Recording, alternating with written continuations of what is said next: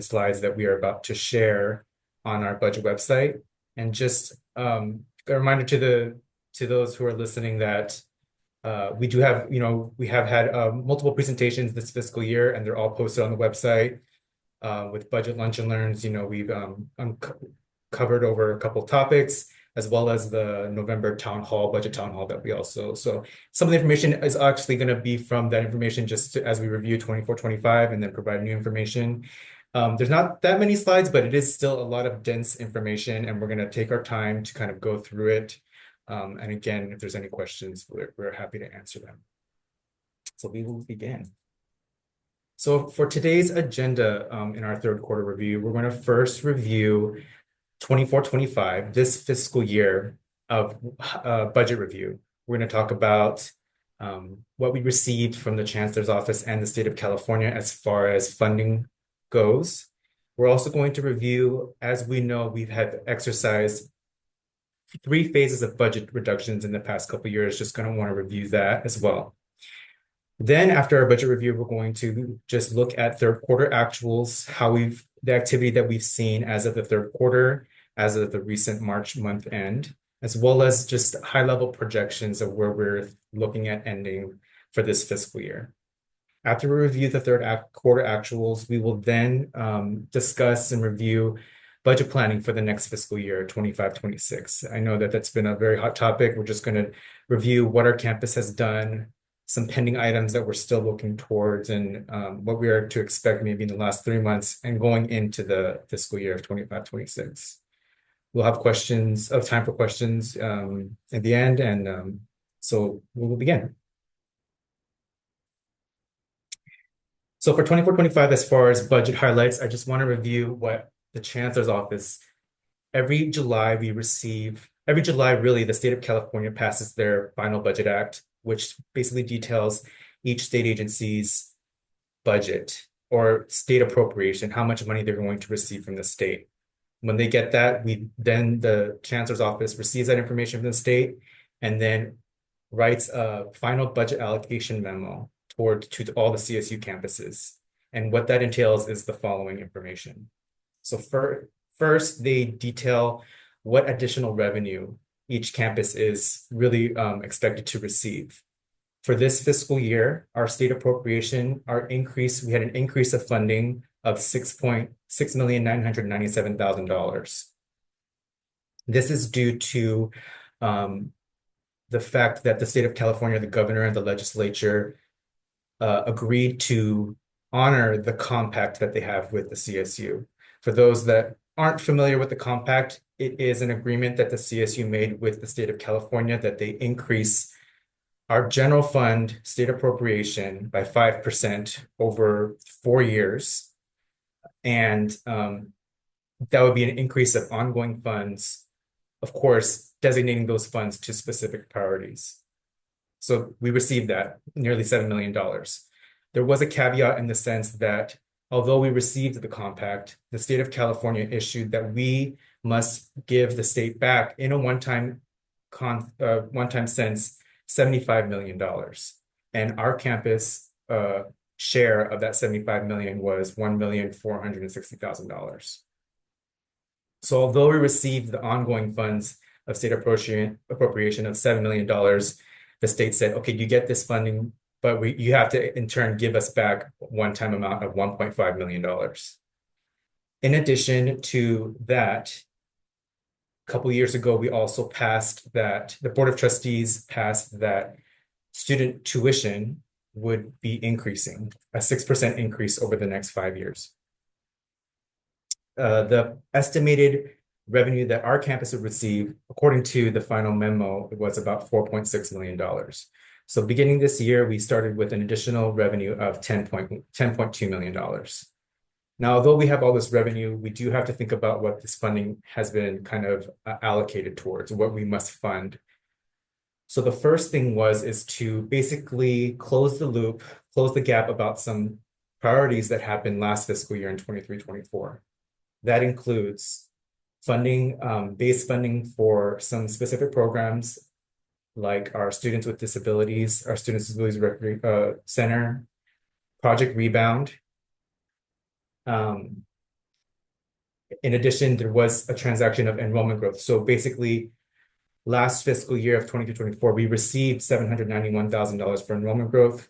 However, because we did not grow in enrollment, we had to return that back to the chancellor's office. So we had to give back funding to the chancellor's office. And then lastly, I want to note here, our compensation increase right here. Apologies for the messiness, but what this basically means is we also received additional ongoing funding in which our compensation increases were costing about $8 million.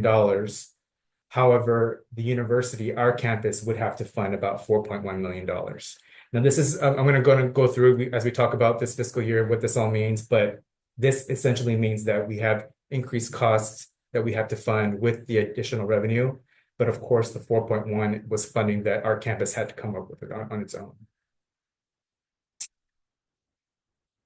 Next, after we cover the 23-24 revisions, we then have additional allocations for this fiscal year. So to make up for the rest of that funding, that money went to items like grad initiative, healthcare premiums. We received $34,000 of operation of new facilities, which was our Women's Resource Center. We had to fund increased cost of our liability and property insurance premiums. This fiscal year, we also had additional compensation increases that we had to fund, but of course, the university had to fund a portion of that as well. We also had $500,000 for Title IX, $175,000 for CalNAGPRA, $59,000 for a new veterans tuition waivers. And lastly, we had to also reduce our SUG pool about $1 million. Just want to take a moment. I know this is a lot of information, but I do want to take time about the SUG adjustment, and that every year the system has a big pot of SUG money in which state, and for those that don't know, it's state university grant. It is our CSU financial aid pool that we give back to the students for their tuition and fees. But due to what they do each year, the chancellor's office is that look at student population, our estimated family contribution, and what they do is they basically want to see the need in which for the entire CSU. Now, what can impact that and how we've seen that impact our campus is enrollment. So as we see enrollment decline, that does also decrease the basic overall student population compared to the other CSU campuses of that student need that is being distributed.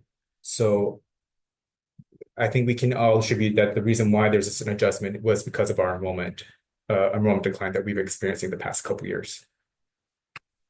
I do want to just provide this link to the CSU budget website that this information can be seen. Again, this is coming from that final budget allocation memo from the chancellor's office.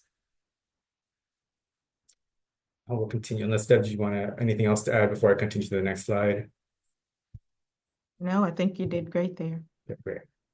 So now that we talked about what we received from the chancellor's office, now we're going to talk about, in addition to what we received from the chancellor's office, we're going to talk about all the conversations we've been having the past couple of years as far as budget reductions on our campus. What I want to go through is those three phases that we've discussed. We discussed this at the budget town hall. It's been a lot of conversation over the past couple of years. So just a reminder to the group is that in last fiscal year in 23-24 and this fiscal year, we've implemented and exercised three phases of budget reductions. I'm going to go over what those amounts were as well as why we had to implement and exercise them. So phase one was basically the beginning of last fiscal year in which we implemented a 6% base reduction to all the divisions, equivalent to about $7 million. And the reason why we had to implement and exercise this budget reduction is to address the enrollment. So we've, again, on our budget website, we've had some budget presentations, budget lunch and learns on enrollment. There's been conversations in our Conversations That Matter in which we have seen enrollment play a huge role in our base needs. So to address that, we exercise a 6% base reduction to make sure really to right size our campus, because we were initially planning our expenditures our base expenditures, our ongoing permanent expenditures on a higher enrollment number. But when we see the enrollment go down, we are still spending as if we had that higher enrollment. So the phase one of budget reductions was to right size that, basically reduce our cost to fit more along the lines of how much enrollment we were actually seeing in 23-24 and this fiscal year as well. Phase two, a lot of the conversation that we had last year is from the chancellor's office is the compensation packages that we were seeing projected for our campuses for last year and this year. I'm going to reiterate what our leaders have said is that, these conversations was not to have an opinion about, all our employees, everybody on this campus deserves these raises, but we had to, as far as planning goes, the chancellor and the CSU have decided that, okay, these increases can happen for the compensation. However, the campuses would have to fund a portion of them. So when we saw that occur, we had to reduce our own costs to make sure we could afford those compensation packages that we saw last fiscal year and this fiscal year. That was roughly about $7.6 million. And that was projected cost that the chancellor's office gave us. Now, phase three occurred due to the beginning of this fiscal year when we received our final budget allocation memo, basically the information that I went over in the previous slide. We did not expect that $75 million state reduction of one-time funds that we had to give back to the state. So that was basically a reduction in our budget. In addition, we reviewed our enrollment. That was something we continue to review our enrollment. And we still had additional right sizing that we needed to accomplish. When we did the right sizing for phase one, we were working on projections. We did not, we had to continue to examine and review our enrollment, and we saw that the enrollment did decrease a little bit further, leading to additional right sizing. So that was an additional $4.5 million. Now, as you can see, just in the last 2 years, our campus had to reduce nearly $20 million of funding in order to right size our campus due to enrollment and to fund compensation. What I will say is that when it comes to compensation, we had to reduce budgets, but that funding inevitably went back to the divisions as they saw their staff and faculty, as they saw those salaries increase. We received we used those funds that we used for reductions and gave it back to the divisions. Now we're going to talk more about 25-26, but I do want to say that part of the slide that we shared at the budget town hall in November is we were being informed that for 25-26, we are expecting and planning a base reduction, a cut to our state appropriation. Estimated our campus would be about $12.1 million. And we really wanted to show the campus what that would look like if that was proportionately shared to all divisions, as that has been somewhat a way of what we've been looking as how divisions can contribute to that base reduction and inevitably provide that funding. So we're going to talk more about 25-26, but it is important that we had a clear picture of what that looks like, give our divisions and our leaders an idea of from their own budgets, how they can look at their divisions' budgets and see what ways could they use to reduce, what ways could they find to reduce costs. I'm going to take a moment just to look at some of the questions. We said that funding reductions from the compensation will return to them in phase two. Okay, so thanks for that. Yeah, I did say that. Basically, we received some funding from the chancellor's office to fund the compensation increases. They gave us a total cost of what that would be, but only funded us a portion of it. So that variance of what our university had to fund, we had to take that into a consideration and take that from the budget reductions. We created a pool of compensation, and we eventually, once those salary increases hit the books, we had to give it to the division so they could fund the salary increases because it eventually hits their budget. And thank you, Deb, for answering questions. Okay. Deb, anything that we want to, this is kind of a summary of 24-25 budget summary. Deb, is there anything that you'd like to add as we move on to the third quarter? Yeah, you did a great job in explaining all the phases, Nick. And, one of the questions that I've heard around the campus is individuals saying, well, some of the other campuses, I've heard about the compensation piece and all of that, but they didn't have the enrollment issues. So what we've been sharing with the campus is for our campus, there seems to be this vortex, if you will, and a convergence of multiple things that are happening all at the same time. We did this post-COVID era that we're in, we did experience some enrollment decline. And so that was happening to the campus. And with the chancellor's office new presentation of what is called the rebenching formula for enrollments, some campuses received dollars for enrollment. So you had campuses that grew, and then you had campuses that either took somewhat of a reduction or were severely impacted by the XYZ, what we call the rebenching XYZ formula. And fortunately, we were not one of the campuses that experienced the XYZ portion of the rebenching, but we did have to return some brand new dollars at the campus, that the chancellor's office had given us from the beginning. But we needed to right size that. So that was happening to the campus at the same time. The other thing that is happening is this vortex, if you will, and this convergence is what is happening right now with the compact. The governor did honor the compact for 24-25. And so we did receive the cash for that. But 25-26, as we move into that, and Nick's going to talk a little bit about that, they're saying a deferral of that, which means that we won't receive cash for that. They're just saying, well, go ahead and do your expenditures like you would normally. And if we get the cash, we'll give you the cash. So that's a slippery slope. And it's been kind of going like that, ebbs and flows. We weren't sure that we were going to be getting the 24-25 compact.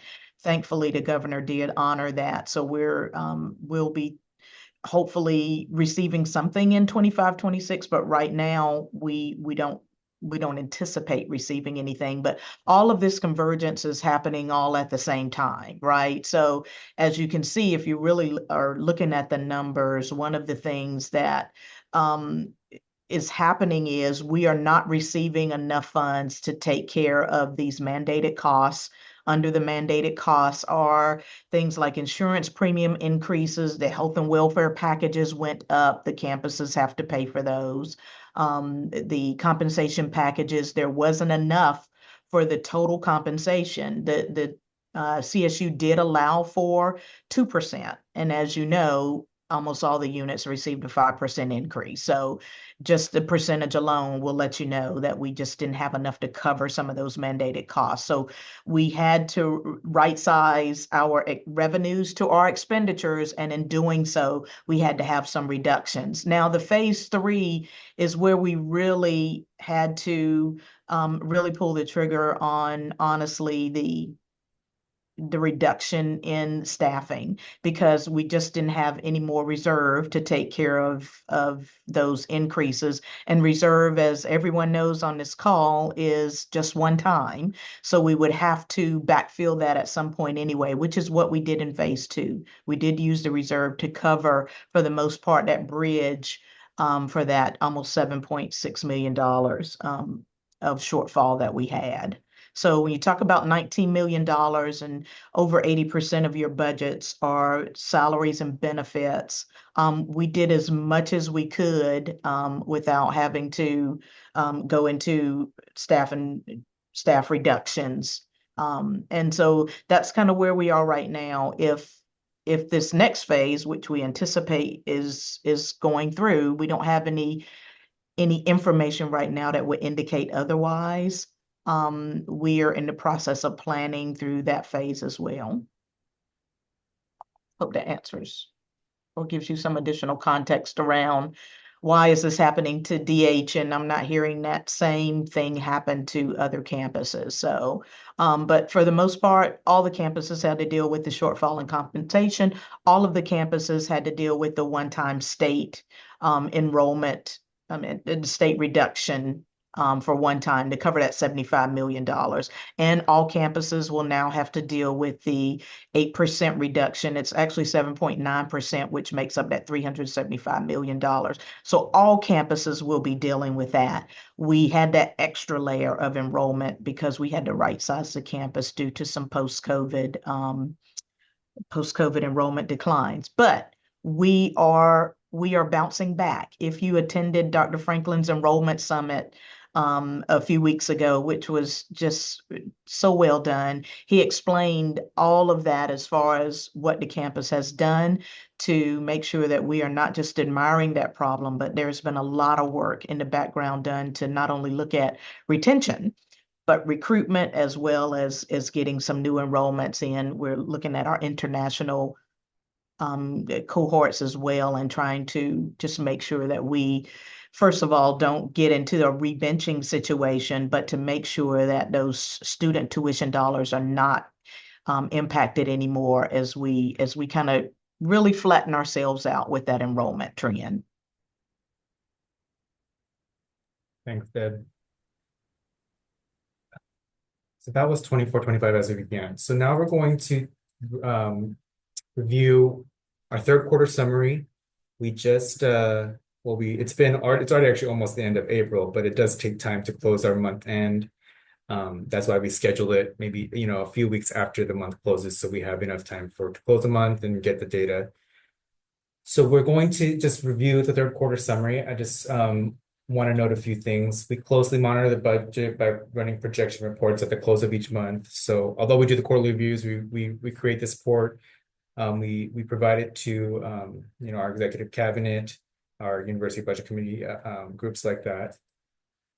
These reports do reflect 3 categories of expenses, and I'll review further detail of what that looks like, but they're actuals to date. So these are the real actual expenses that have taken place up until the close of the reporting period. So in this case, the month of March.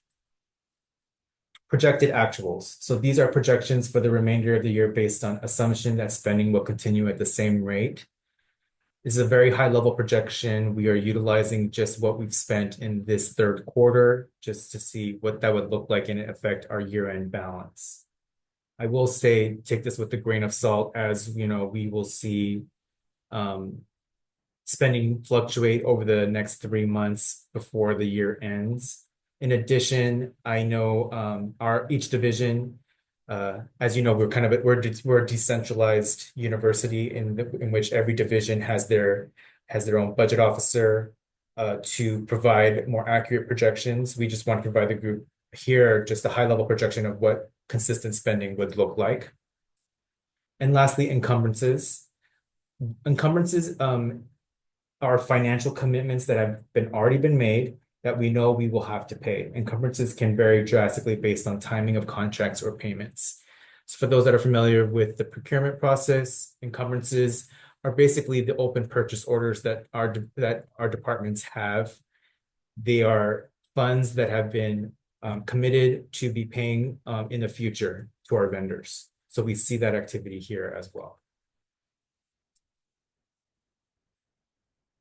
So this is what the budget summary looks like. We're going to first, when I think of budget, we always want to look first at our sources, and then we're going to review our uses. So sources in the sense of the revenue that we are collecting, that we are making sure we have, that essentially source the uses that each of the divisions have do as far as spending goes.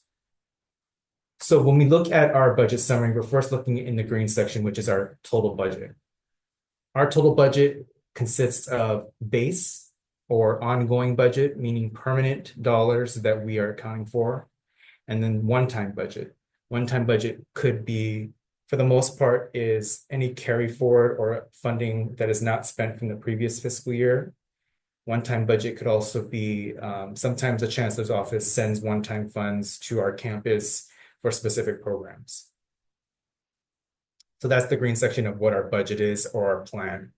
The yellow section that we review are our actuals, and we've divided that up with between our 3 quarters of actuals. I will say this is like kind of an added report in which we wanted to show the campuses or any audience how each quarter is how we see the activity change within each quarter. As you can see, we have our actuals, then we have our projected actuals, which is any planned or any kind of projections that we are expecting to see. Encumbrances, again, are financial commitments and basically our total. So once we have our total actuals that we are projecting and are seeing, we then have a year-end balance of what that difference between budget and actuals are. In this case, if we see higher actuals in revenue, we'll see higher actuals in revenue compared to what our budget is, we'll see a surplus. If we see lower revenue compared to our budget, we'll see a deficit in our sources. So what I will do is this is as far as revenue goes, this is our sources.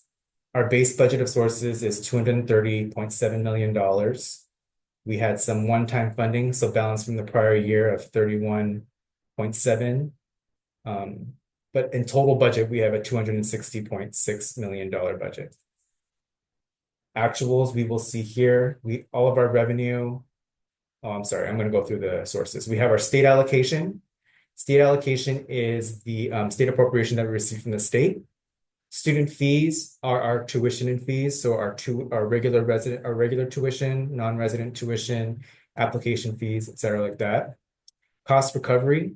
Cost recovery is base dollars cost recovery is funding that we received that we basically bill towards our self-support, our auxiliaries, our enterprise units for the services that the state side provides them. The self-support and auxiliary units are our tour auxiliary partners, TAP, housing, parking, College of Continuing Professional Education, ASI, but basically it is we every year, based on the services that the state side provides to them, we bill them and recover those costs each year. And then other revenues are basically, oh, thank you, Deb. LSU is another self-support unit. So that's all of our sources of revenue. Other revenues are basically what I mentioned before, is that sometimes the chancellor's office provides some one-time allocations each year, and that's usually what the other revenues are. So as we look at our base budget, our total budget, and our actuals for sources, we see how we are doing so far, basically for the third quarter. There are a few things that I want to highlight. First, the one-time budget that we see a reduction in our state allocation. That is due to, first, that's our portion of the $75 million cut that we had to give back to the state. And the second is $3.5 million. Something else that we have to return to the state is if we ever see our retirement benefit rate change. This fiscal year, our retirement rate decreased. Because of that, the state says, okay, you can't have that funding anymore. We have to take it back from you. It does go the other way too. As we see retirement rate increase, like we've seen most of the time in the past maybe 10 years, and especially the time I've been here, they give us additional funding to account for any retirement rate changes. So what we see here is a surplus of $500,000. This means, and what I did for projections is I've recorded all of the actual revenue that we've collected so far. The only other revenue that I've recorded as far as projected actuals is the state appropriation, which we are definitely going to receive by the end of the fiscal year. We receive it on a monthly basis. Cost recovery, because we do have more billing to do for those self-support units. As you notice, I didn't record any additional student tuition fees because we've already completed spring census. We're not expecting, there may be some adjustments as we go through the next 3 months, but to be conservative, I just put a zero projection. We're not expecting to collect any extravagant amount of revenue from our students. But as you can see here, just from that projection alone, not expecting any additional student tuition fee revenue, we are about $500,000 of surplus against our budget that we planned for. So what we wanted to note is that due to the campus right sizing and exercise budget reductions, the projected revenue is close to the established budget. as we talked about budget reduction and we reviewed those three phases of reductions, just want to remind that phases 1 and 3 were reductions to address campus right sizing, really to address how we've seen enrollment decrease over the past couple years. And what we're seeing is that those reductions, those right sizing is working. We have made adjustments for our student fees, and we're no longer seeing significant deficits in the tuition revenue. Budget and projections include, and also to note, we are including the tuition rate increase. We're making sure we're accounting for any additional revenue that we're collecting because of the tuition rate increase. And we're working hand in hand with our enrollment team to make sure we're keeping track of our enrollment to make sure that we're planning for that. So it's, as we see revenue, we're seeing the fruit of the labor that we've experienced in the past couple of years. Before I go, Deb, did you want to add anything else you wanted to add to that? No, I think this explains it well. We're trying to answer questions in the Q&A. So if you have any on this slide, don't hesitate to send us a note. And we can always go back to the slide if there's any questions later on. Now, I will say, we discussed the sources and now we're going to the uses. And I will say, just to preface and prepare the group that we're going to see maybe not as great news when it comes to the projections. So similar outline format, each of the divisions have their base budget, have their one-time budget, and their total budget. And then, of course, we have recorded all of their actuals for the first 3 quarters. Based on the third quarter spending, we projected high level that they'll spend the same amount. Encumbrances as well are what they have currently open as far as purchase orders go.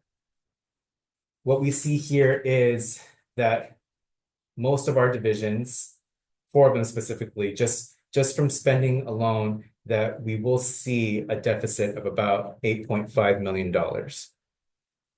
Now, I know that's really kind of scary. It's something that we're aware of. We knew that spending was going to occur in this sense. However, I do want to say that, again, with a grain of salt, this doesn't include the divisions working with their specific areas to really narrow down their own projections about where they're going to end this fiscal year. I will say I just had a meeting before this with the Academic Affairs Budget Council, and they're paying close attention to their projections, and they're not seeing a deficit as high as $5 million. So that's something to account for, that these projections are very high level and with a grain of salt, and they could drastically change in the next 3 months.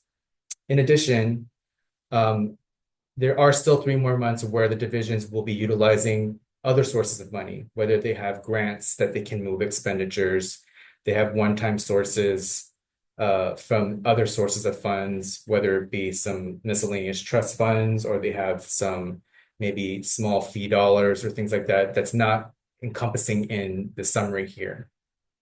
In addition, there's just general cost savings and closing of encumbrances and purchase orders. As you can see, purchase orders are $3.3 million. They could, in essence, close some of those financial commitments, and that would reduce the overall deficit that we're projecting. So although the thing is, we want to make sure there's a reality that just from spending that we are likely to see deficits, but there are still moves and methods that the divisions could use to show cost savings. I also want to note that if we see deficits in the fiscal year end, what does that mean for in the future and for next fiscal year? If we overspend, we overspend. That deficits will be carried forward into the new year, and it will be something that will have to be addressed in the future, and it may take some time. I say divisions have the opportunity to maybe pause on certain recruitments to see some salary savings to address deficits. They have the opportunity to try to source some other one-time funds. And of course, they are working on cost-based reductions to address the overall budget reduction for next fiscal year. So that is the division summary. In addition to the division summary on the top half. The second half is centrally monitored.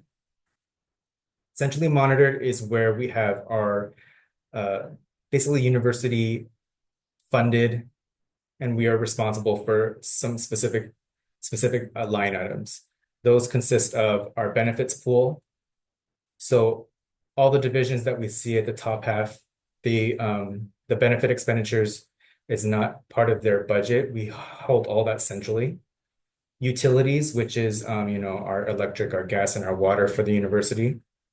Financial aid, and specifically not the financial aid department, but the actual aid that is being given and dispersed and awarded to our students. So most of that is our state university grant, our sub-program. Lastly, we have some other centrally monitored items. And in the next slide, we provide more detail on that. But there are some very designated programs that we have held centrally. Is there any questions or?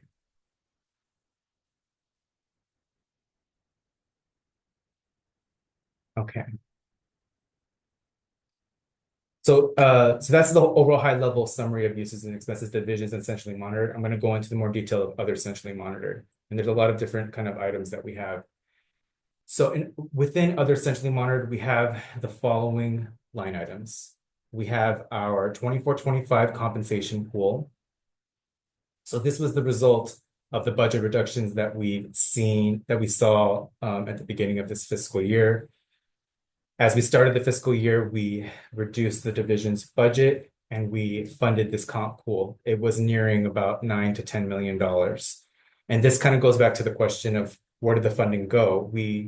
Once we saw those salary increases actually get processed, we cost them out annually, and then we provide that funding back to our benefits pool, back to our divisions, so they're able to fund those salary increases within their own budgets. In addition to that, we have our insurance premiums. That's another central cost that we have. That's our auto liability, what is it?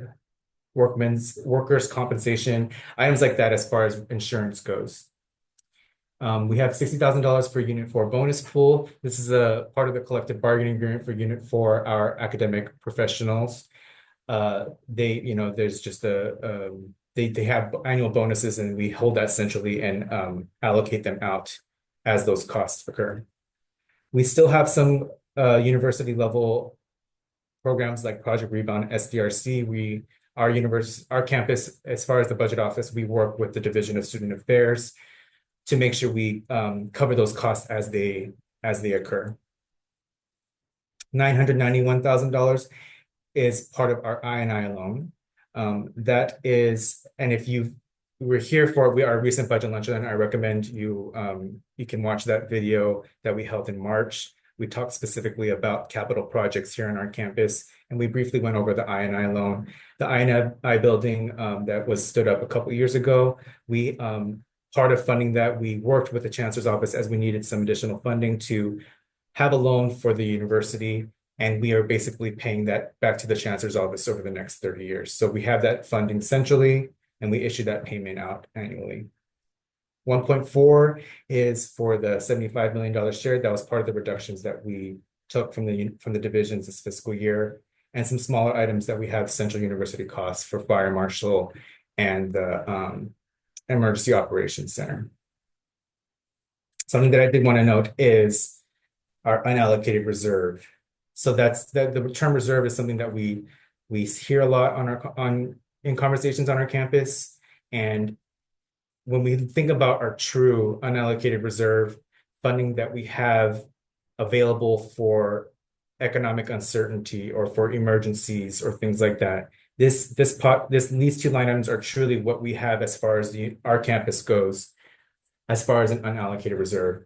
$1.2 million which is just a pot of reserve funds, and then $6.4 million, which was sourced from the HERF grants that we received from the federal government. As you know, we just kind of getting over the hump of COVID and the pandemic. We had some CARES or HERF dollars that we received from the federal government. We were able to have some indirect cost revenue in order for us to address some of the lingering expenses that were the result of COVID-19. We were able to hold some of the money in order to address university priorities in a multi-year fashion. So we still have $6.4 million there for that. So in total, it's about $7.6 million of unallocated reserve that we have for the university. Just to put in reference, as we talked about deficits, $7.6 million is really not a lot of money. First, if we think about a month's worth of payroll, which is about $16 million, this won't even cover half of that.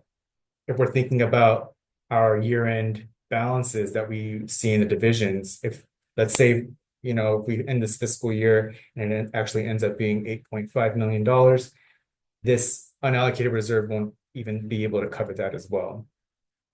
So part of this is just making sure that, we have some unallocated reserve, but we are trying to make sure we want to build it. We want to be able to have these sorts of funds for actual economic uncertainties or mostly emergencies that could occur in the future.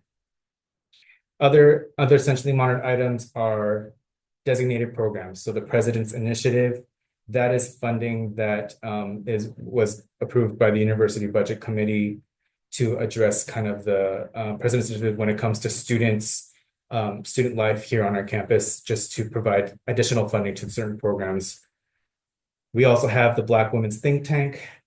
This is funding designated as well from the state, in which our campus is really acting as a pass-through. We are holding the money and we issue payments for the Black Women's Think Tank. Other smaller items are the Chase loan, some loan repayments. First being a Chase loan that we have to JP Morgan, in which our final payment will be due next year. Final payment is next year. Our pension loan repayment, that is a loan repayment that we have with the state of California. They increased the liability for our pension CalPERS and passed that cost on to the university. So again, next year is our last payment as well for that as well. A lot of information for the centrally monitored, but we want to provide this detail because we know that when you see it other centrally monitored, there's a lot of question of what that means. Why is there funding that the university is holding? But we wanted to make sure that you're aware that all these are for designated programs. We have funding for specific areas, and only a small amount of it is for unallocated reserve right here. As you can see, it's also in the one-time column. Once we utilize these funds and we don't have any source of way of rebuilding it back, those funds will go away.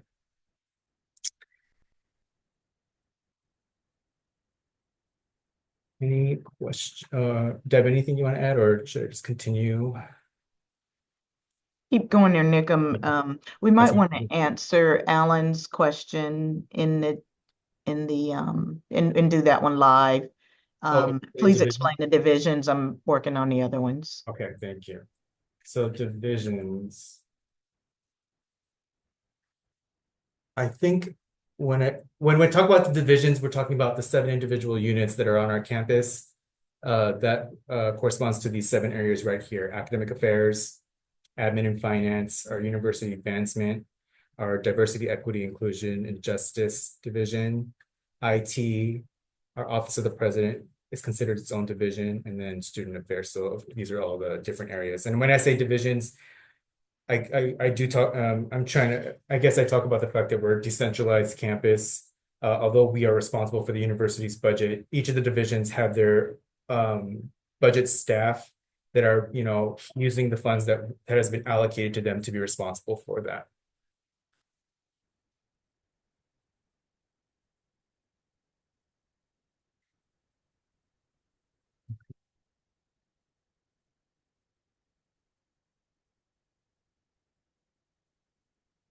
So that's the third quarter summary. Again, if there's any other questions, please feel free to you can put it in the Q&A chat. We're now going to move forward with the 25-26 budget planning. I guess I will say before we move on to that is we have really only about 2 more months in this fiscal year in which we'll see how our actual activity will end up. As we finish the fiscal year and we start the first quarter or finish the first quarter, we provide a first quarter review and give an update to the campus of how this fiscal year has ended up, where the divisions, where our 7 entities have ended in their budget, and how moving forward that's impacted our budget. So 25-26 budget planning. First, I do want to first talk about the governor's budget. Back in January, every January, the governor provides an update to the state to discuss his or her kind of budget plan that they're implementing and bringing to the legislature. I provided a link here. It's for all the state agencies, not just the CSU, but all higher education, this UC, the community college, K through 12, every state agency. But you can look for the CSU and see what the governor's budget plan is for the upcoming 25-26 budget year. Feel free to look at the link, but I'm just going to review some of the main takeaways from the governor's budget plan from January. So the budget maintains statewide efficiency reductions included in the 24 Budget Act. This means that for the Budget Act of 24, the beginning of this fiscal year, the Budget Act explained that they're going to honor the compact as we've seen, but to plan for an 8%, or I'm sorry, 7.95% budget reduction in the next year in 25. So for the governor's budget for January, the plan is to still proceed with the 7.95% reduction in ongoing general fund support. Approximately, that would be about $375.2 million of reduction. That's what the 7.95% basically kind of equates to, $375 million. And that's kind of going back to the slide of all the phase reductions that we've seen. Our CSUDH planning, as what we've been instructed by the Chancellor's office, is that $12.1 million.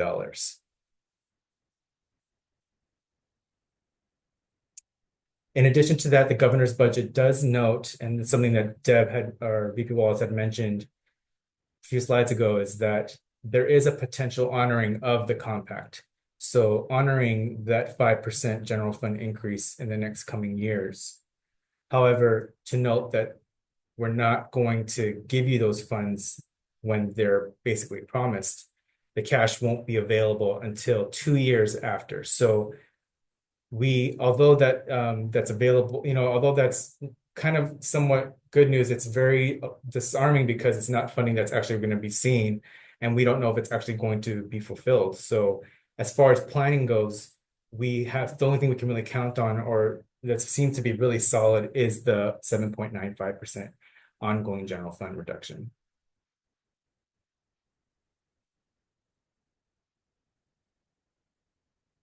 In addition to the January update, as far as 25-26 planning, just wanted to provide an update as far as our University Budget Committee.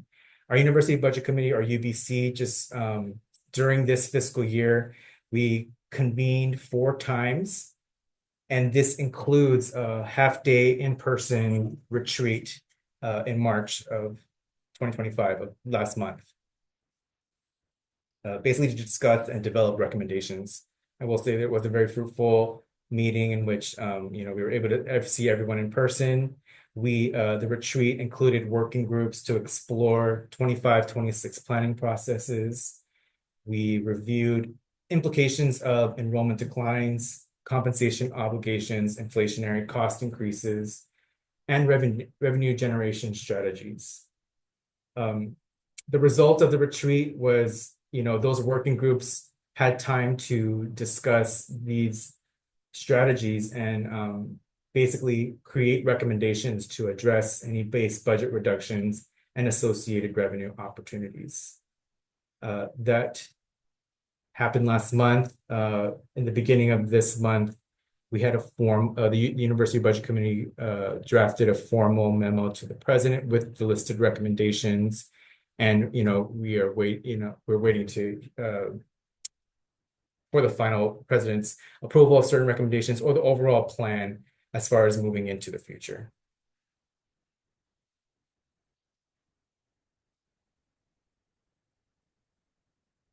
Nick, Adrian, I see your hand is raised, but can you put your question in the Q&A, please? Because I don't think we can turn on sound capabilities. Thank you. Thanks, Megan. So just what I've mentioned. So as far as 25-26 budget planning, I think it's very important to know the work that's being done on our campus. First being, like I just mentioned, University Budget Committee.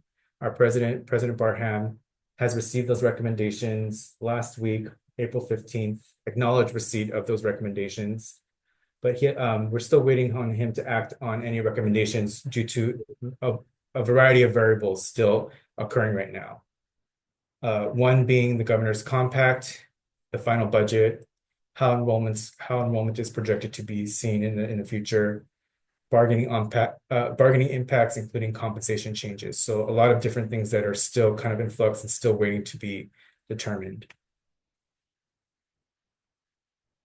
In addition to the University Budget Committee and the recommendations that they provided, each division, every division, academic affairs, admin and finance, advancement, DEIJ, information technology, student affairs, they are each working within their own budget to review their spending, review how they can plan for the future, how they may be able to address some of the base cost reductions that we'd have to see in the future.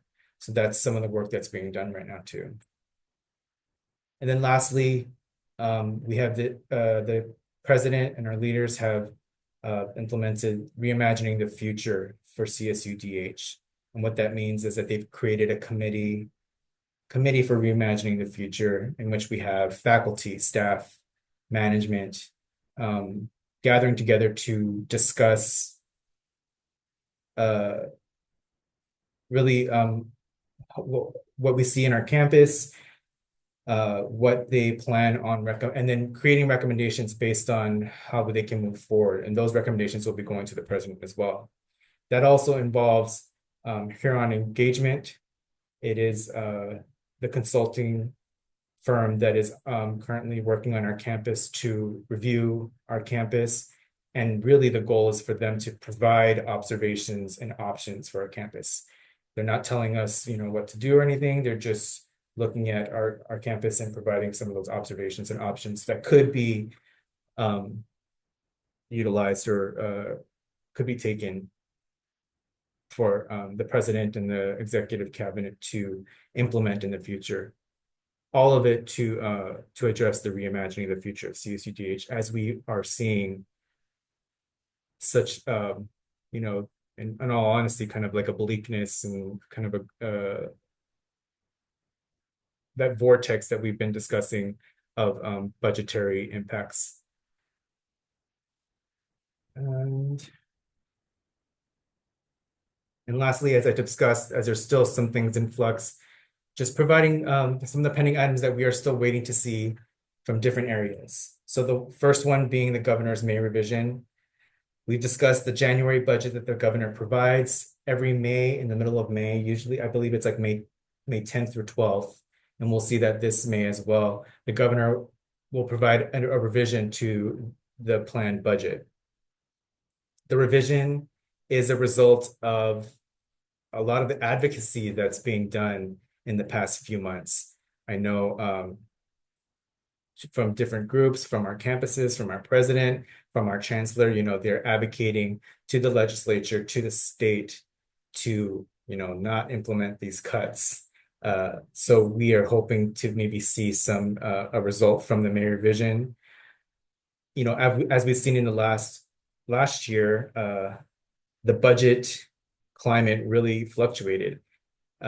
We were seeing, we weren't expecting the compact up until May, but then of course, when July hits, the compact was fulfilled. So all to say that we are planning for the reduction, but we're waiting to see what the May revision will hold. The preliminary budget allocation memo that is provided by the Chancellor's office. That's something we usually see in March, actually, and that's something we have not seen for this fiscal year. I think likely due to all the things we discussed. A lot of things are in flux, but we usually see a preliminary budget allocation memo and what that would look like based on the information that we have right now, how campuses can plan for the next fiscal year. So we have not seen that. We're still pending item being an outcome of the phase 3 reductions.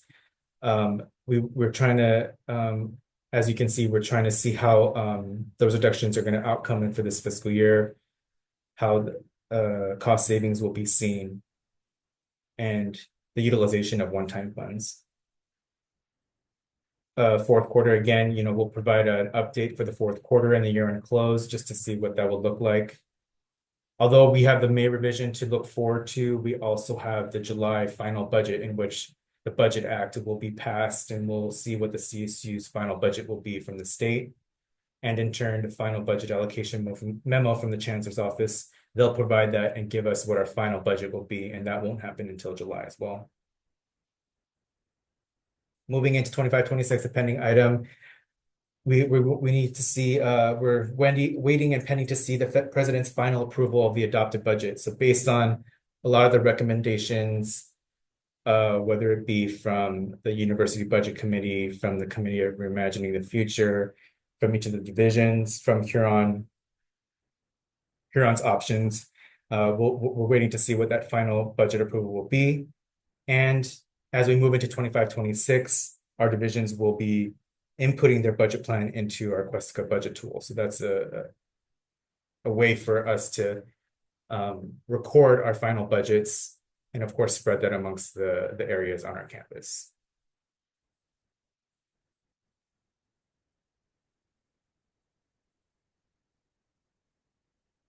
That's really concludes the information that we have for 25-26. I know there's still some questions that we can look at on the Q&A, but I will kind of leave it up to the audience here. If there are any questions that you have, please feel free to continue to put that into the Q&A chat. I know, thank you, Deb is looking at the questions and stuff like that, and I can look and see as well. Open Book shows DH spent 100% to 105% on academic affairs. Please expenses report. Is something wrong with these reports? We will look at the Open Book reports. That, just so you know, Open Book is updated on a quarterly basis for the current year. And then and it really is a display of actual expenditures. So I'm not quite sure what that means to 100 to 125%. I believe that may mean just, within the Division of Academic Affairs, their total expenditures 100%. We can break it down by what the expenses are. But we will look and see if there's anything else to review as far as that, just financial portal. I'm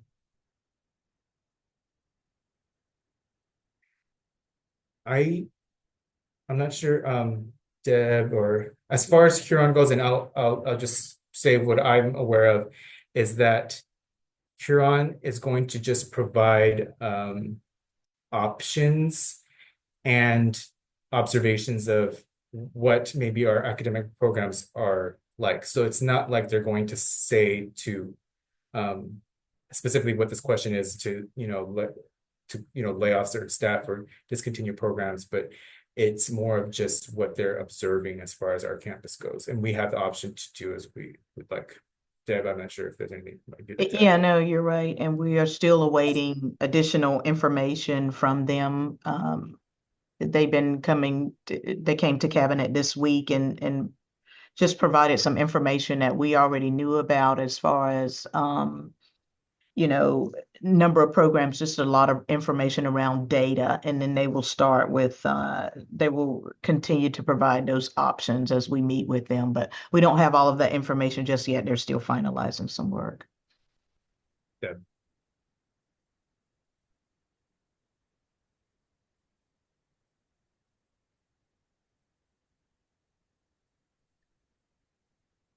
How can I get involved in the reimagining the future work?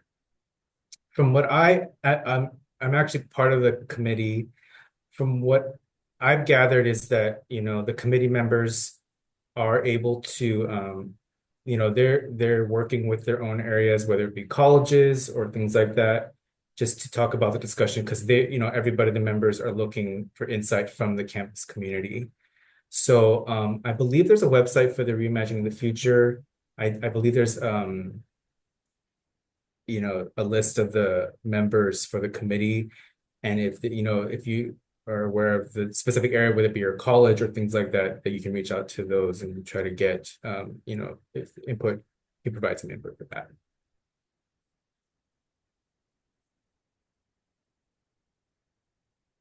In references to the 3 campuses that have been discussing merging, have there been any talks about CSUGH merging with any other campuses to save costs?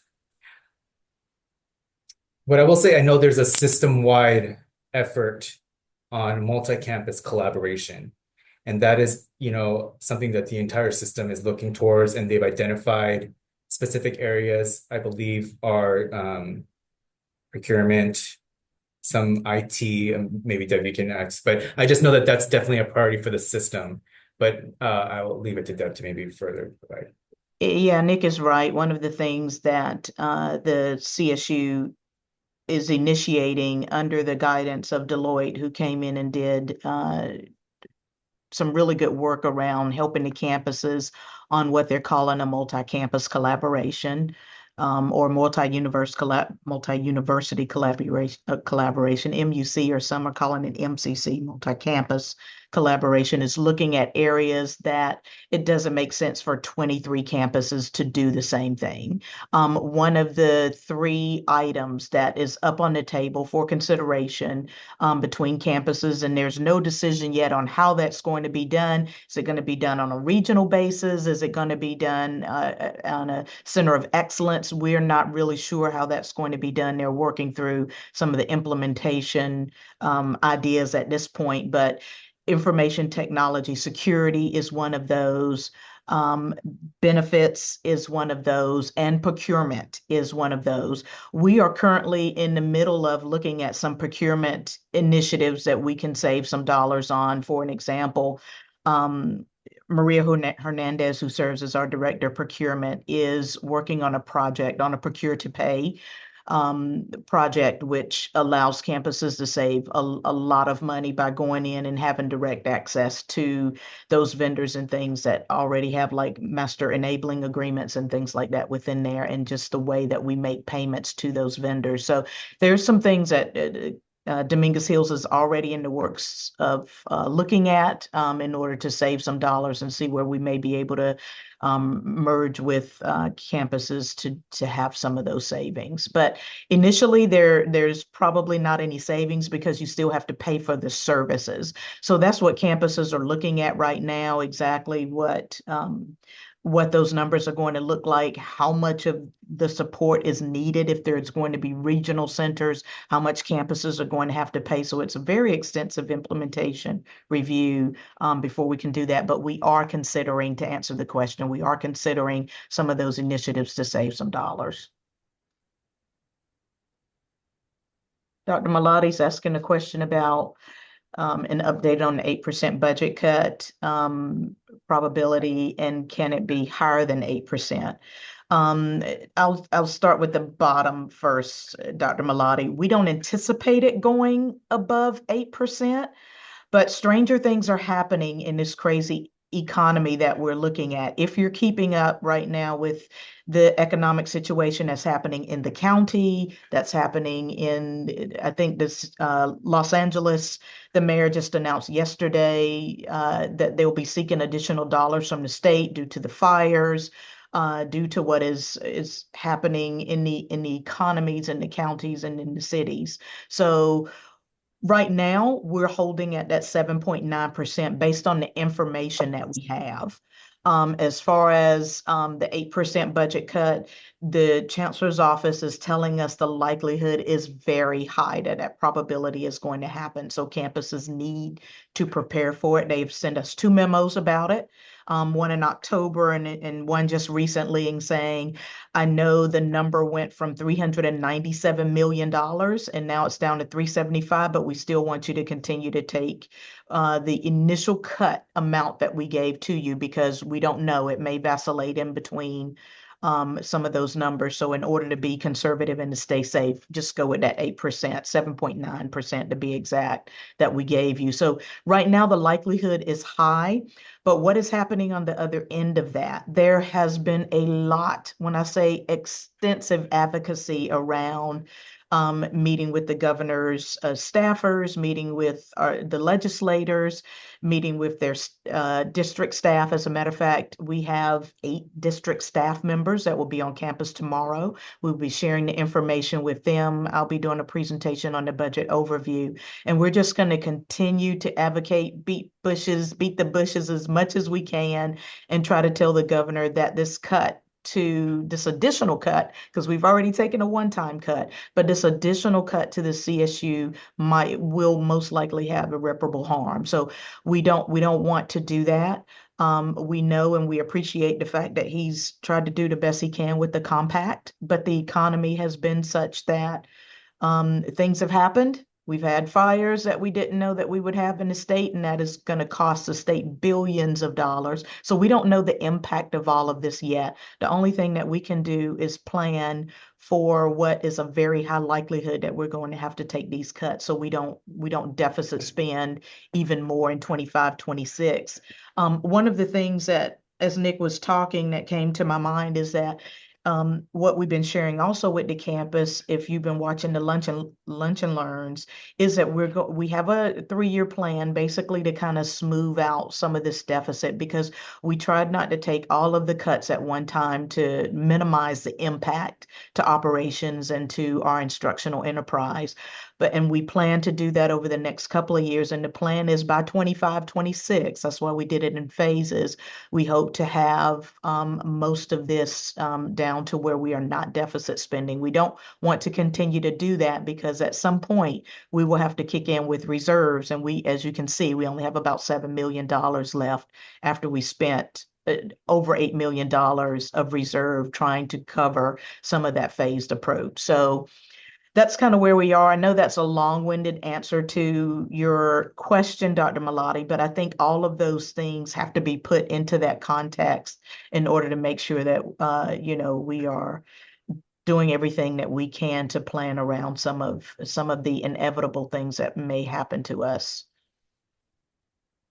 Deb, I'm just gonna chime in really quick. I see 2 people have their hands raised, but if you wouldn't mind putting in your questions in the Q&A, it's on the bottom of the screen of your Zoom panel. Thank you.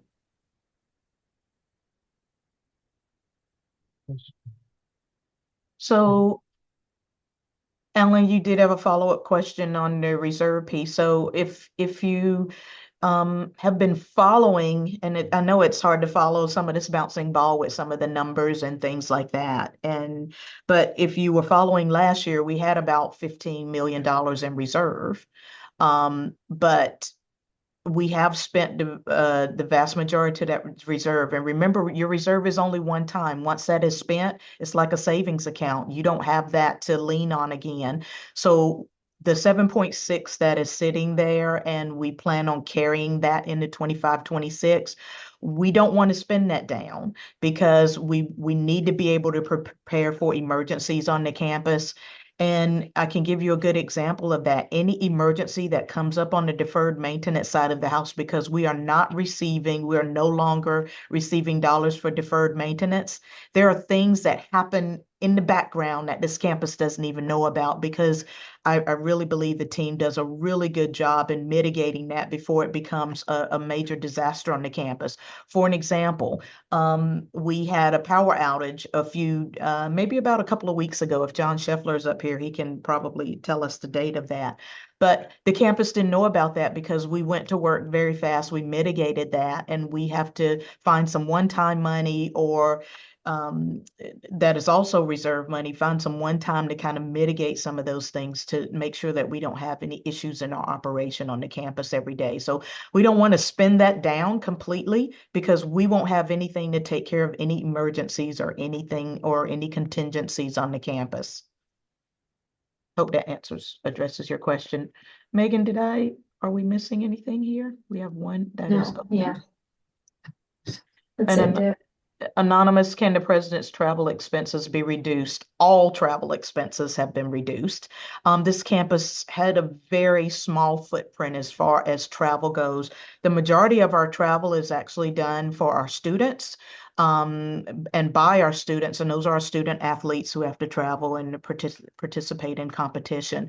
But the campus had a very small footprint for travel, and it's really only non-essential travel. The president has fulfilled his essential travel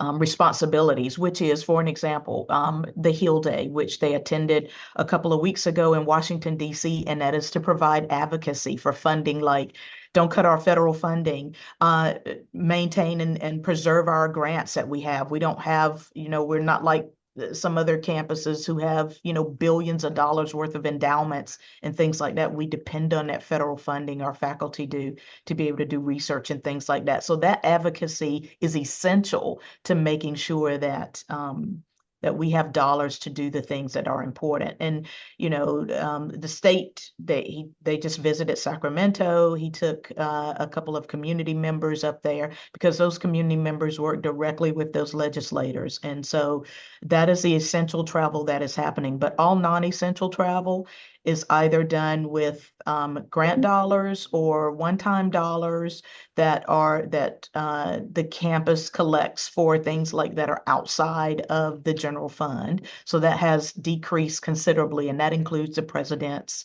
non-essential travel. Thank you, John. John said the power outage was on 4/14. So nobody knew about that because we didn't feel the need to tell the campus. It was a very short outage, and it was in one of our transformers, and it really didn't impact any of our classrooms or anything like that. But those are the kind of things we have to go and buy supplies and things like that to get those things fixed. So hope that addresses your questions.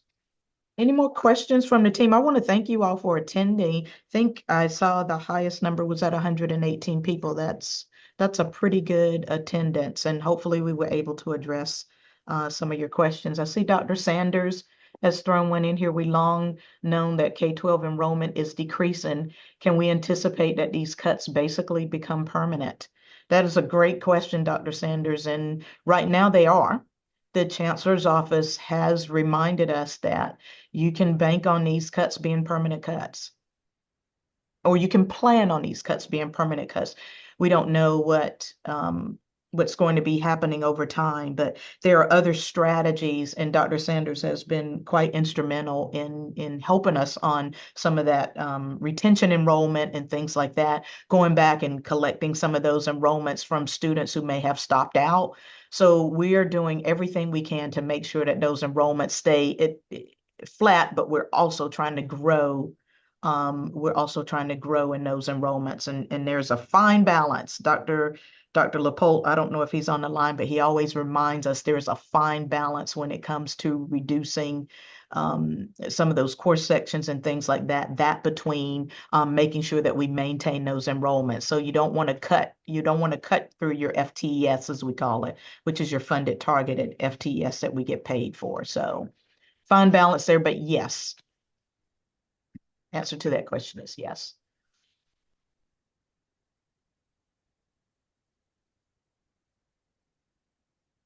Will there be any changes to the university presidents? I'm assuming you're talking about presidents across the board, auto and housing allowances such as reductions or eliminations. We don't have any of that information at this time, and we don't believe so. When do we have emergencies? Can we notify the campus and share the costs so we also see the value of the reserves? If we don't hear, we don't know. Certainly, we can start giving you some information around that. We try not to overwhelm the campus too much with with a bunch of numbers and things like that. And like I said, we try to maintain that continuity, but we can certainly, as we start giving some details around things like deferred maintenance on an annual basis that's not covered, we can certainly give you that information. I can give you another good example. We're doing a lot of necessary renovations around the campus that are not covered under any deferred maintenance because we have received $0 for that. We used to receive ongoing and recurring dollars on that on an annual basis, but usually around $1 million or so dollars, anywhere from 1 to 2 million, but we have not received that. So for an example, we're doing a renovation on LaCourt Hall to accommodate gender neutral restrooms, as well as fix some 1960s ADA requirements and things like that that we have to work on. So those things cost that project is probably going to be upwards of a couple of $1 million that we have to fix. So those examples, but to your question, Dr. Norman, we can certainly provide some of that information and show you what isn't covered in the current dollars that we have. Thank you for the question. What is the rollout plan for the suggested changes that will result in savings? Rosemarie, we don't have all of that quite baked, but there will be a communication plan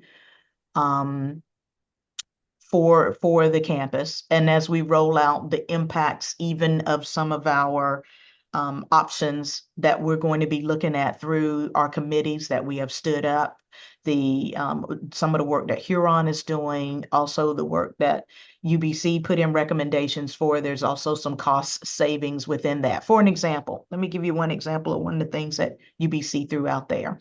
We currently have on this campus quite a few modulars, and we call that modular system Classroom Village. We're currently spending about $800,000 to lease those. We do not own those modulars. We got rid of the EAC modulars to make way for the dining common. So those that we don't have to deal with those modulars right now, but those Classroom Village modulars we are paying for on an annual basis. One of the suggestions that came out of that UBC meeting is that can we look at maybe not using those modulars and maybe look at some space utilization in order to have some of that savings. I think it's a great suggestion. We will certainly look at that, but do we have the full rollout of what that implementation plan may look like? Not really, but we will continue to inform the campus through our budget lunch and learns and our quarterly reviews on what those plans are going to look like. I'm not sure if you raised this before. Is anyone currently checking the accuracy of the figures in Huron's documents? Yes, we are. The cabinet is, and we have a group that's also working on that. Some of the data related to proposed departmental reductions may warrant a closer review to ensure accuracy and comparability. And if we believe there are discrepancies, who should we inform? If you believe there are discrepancies, don't hesitate to contact me or Nick. We can certainly get those into the right hands of individuals who can go back and look at that. And Huron has been more than amenable if we've had some issues with any of the data that they provided, them going back and looking at that and making any corrections necessary. I would like to add, I've been in a couple of groups that Huron has been like a conversation. It's always been kind of like a back and forth type of discussion and especially with information. So there's definitely a lot of people involved in there to provide that. What was the $500,000 surplus? I believe that was referring to the revenue slide, which I will go back. Yep. Thanks, Ruby, for that follow-up question. This was